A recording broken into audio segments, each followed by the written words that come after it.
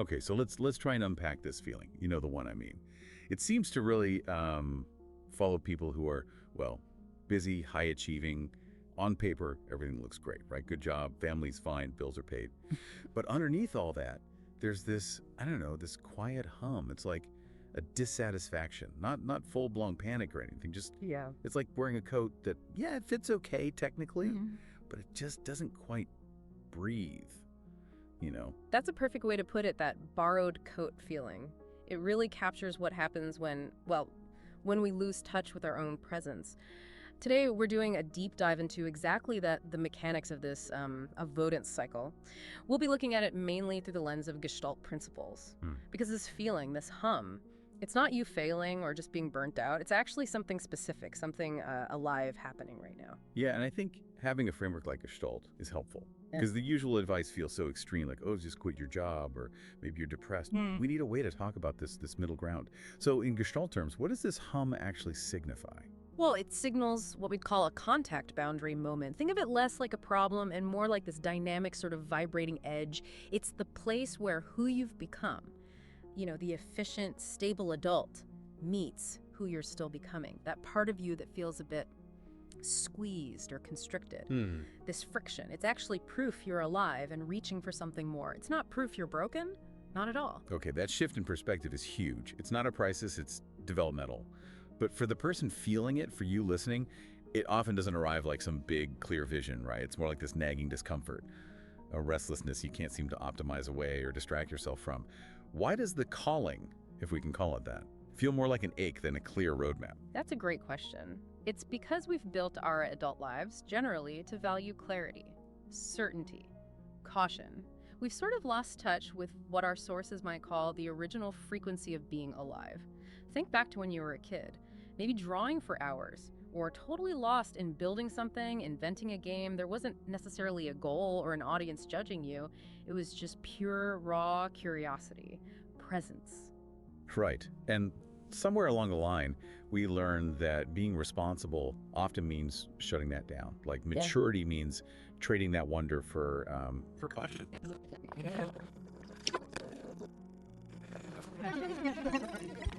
That's what we call unfinished business. So the calling isn't necessarily out there in some future plan. It might be living right here in the pile of journals you stopped writing in, or the creative ideas you shelved because you decided they weren't, quote, good enough. It's those interrupted gestures from the past showing up now. And that's precisely where the big resistance kicks in, isn't it? That voice in your head saying, hold on, I chose this life. I built this stability. You're telling me I should risk all this security for some vague ache. Yes. And that's the pivot point, that voice. It's smart, it's intelligent. That intelligence is what got you to where you are now, the stability. But now, maybe that same intelligence is asking for something new, an evolution. The key insight here is that the resistance isn't really about the scary future project. It's often more about protecting a past survival strategy that worked back then. Okay, this is where it gets really practical, I think. The mechanics of it. How do we actually keep ourselves stuck? Because it doesn't feel like just a lack of willpower. It feels deeper, more systemic. It absolutely is systemic, and Gestalt theory captures this really well with the idea of the interruption of the contact cycle. This is basically the core mechanism of avoidance. Now, it's important to remember this isn't a flaw. It's usually a brilliant strategy we learn when maybe feeling fully or wanting something fully wasn't safe or supported. We learn to interrupt ourselves very effectively. But that same brilliant strategy might now be keeping us from connecting with our own truth, our own aliveness. Okay, so could you walk us through that cycle?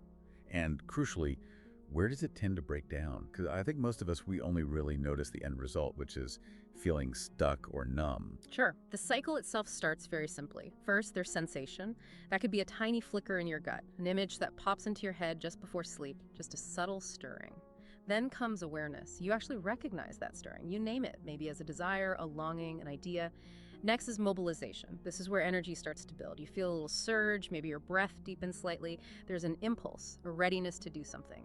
And that surge of energy, that can feel almost intense. Yeah. Maybe even a little scary. Precisely. That potential, that rising energy is often where the fracture happens. Because instead of moving forward into contact, actually engaging with the world, taking the action on the world, or moving towards completion, feeling the satisfaction of having done the thing, we starve ourselves. right there. We constrict, we rationalize it away, we distract ourselves, we tell ourselves, oh, not right now, or that's silly, or I'm too tired, or I'll just check my phone quickly. Hmm. And each time we do that, it's like we're teaching our system, reinforcing the message, this feeling, this energy, not safe to feel fully. But hang on, if it's such a brilliant survival strategy, why does it feel so uncomfortable now? Yeah.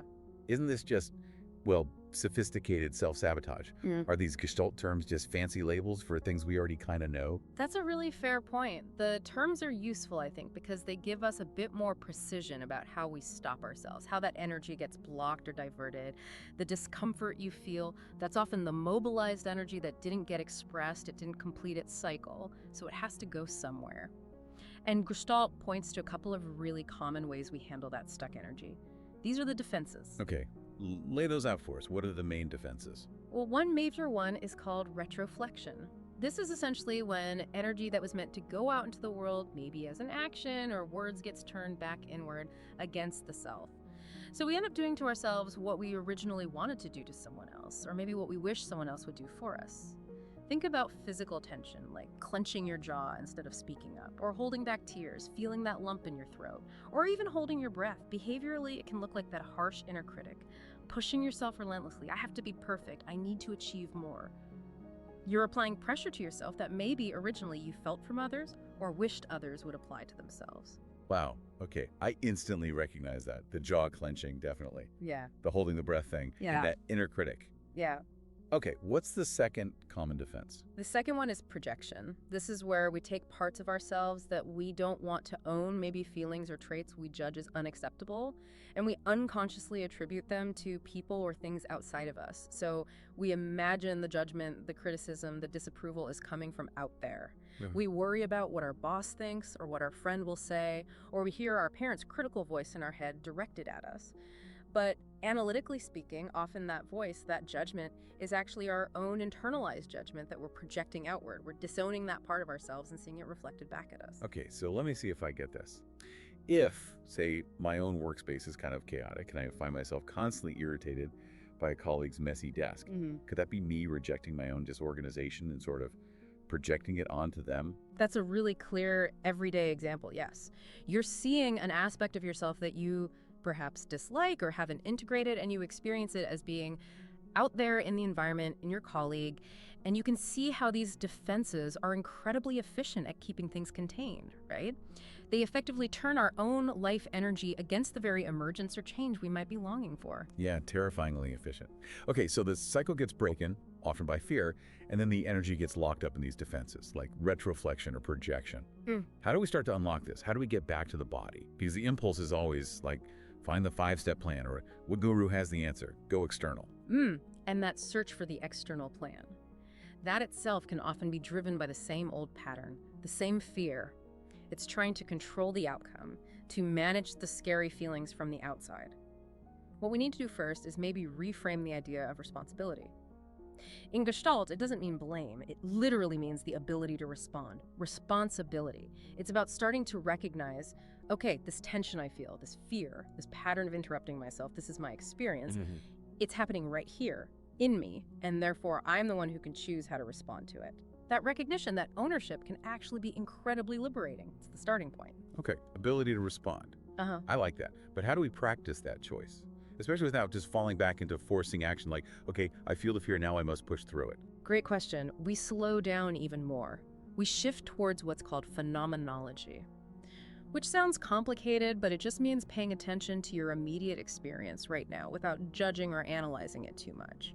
So instead of trying to tackle the huge thing, bring to mind something really small you've been avoiding. Maybe it's making that phone call, or writing the first sentence of that difficult email, or even just putting away the laundry that's been sitting there. Don't do it yet. Just hold the thought of doing it and notice what happens in your body right now. What's the immediate physical sensation? Okay, I'm doing it.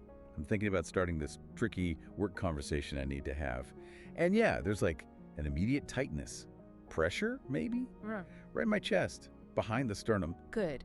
Stay right there with that sensation, the pressure.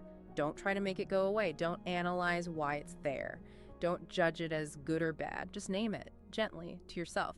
Ah, this is pressure. Or, okay, I feel tightness. Or this is anticipation mixed with maybe some dread. Just naming it, acknowledging it is the first step. You're honoring your actual experience. You're making contact with the part of you that was previously getting interrupted or shut down. Awareness itself starts the change process. It feels really counterintuitive, though. My whole conditioning is to, like, find the problem and fix it. If there's a dam, figure out how to blow it up to get the river flowing. Yeah. But you're suggesting just notice the dam. That's a great analogy. Yes. For now, just notice the dam. Get curious about the dam, because often the dam is built out of fear, not laziness or lack of willpower. And when you can observe that fear, that constriction, without immediately trying to fight it or flee from it, something starts to shift. The energy, the mobilization we talked about, it can begin to move differently, maybe more gently. The goal isn't instant, dramatic change. Real transformation often happens when we stop interrupting ourselves in these small moments, when we allow the cycle to complete, even in tiny ways, taking one small, perhaps trembling step, experiencing the small satisfaction of that contact, and then letting ourselves rest and integrate before the next step. Okay, but then, boom, that internal voice jumps right back in, doesn't it, with the biggest fear of all. Okay, fine. What if I try this? What if I take that tiny, trembling step and I fail? What if it doesn't work out? Ah, yes, the fear of failure. And in this context, what is failure really? It's just feedback, it's data, it tells you something. It informs the next sensation, the next moment of awareness, the next choice. From this perspective, the only real failure is continuing to numb out, continuing to interrupt yourself. It's not feeling, not risking connection with your own aliveness, not showing up for yourself. So this whole process, this awakening, it's really a practice. It's about choosing again and again in small moments to feel instead of flee.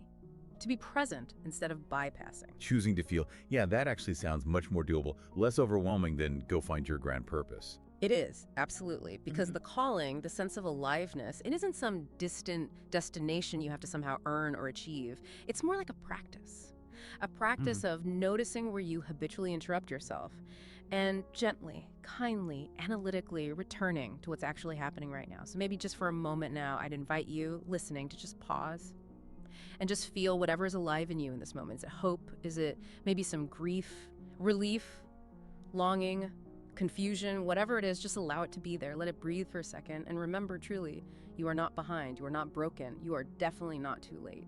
So if we boil it all down, strip away the Gestalt jargon maybe and just get to the core, what's the ultimate practical insight from this deep dive that someone listening can take away? I think it's this. The call isn't primarily asking you to be brave or heroic or to figure everything out. Fundamentally, it's asking you to be present. The foundation isn't some grand plan. It's simply the willingness, moment by moment, to be real enough to feel what you feel and to follow what's alive in you right now, even if it's just a flicker. Knowing that the real shift doesn't happen in the sudden execution of a massive new life plan. It happens in the quiet, focused attention you give to that small, often uncomfortable, but very alive boundary between who you are right now and who you are still always becoming.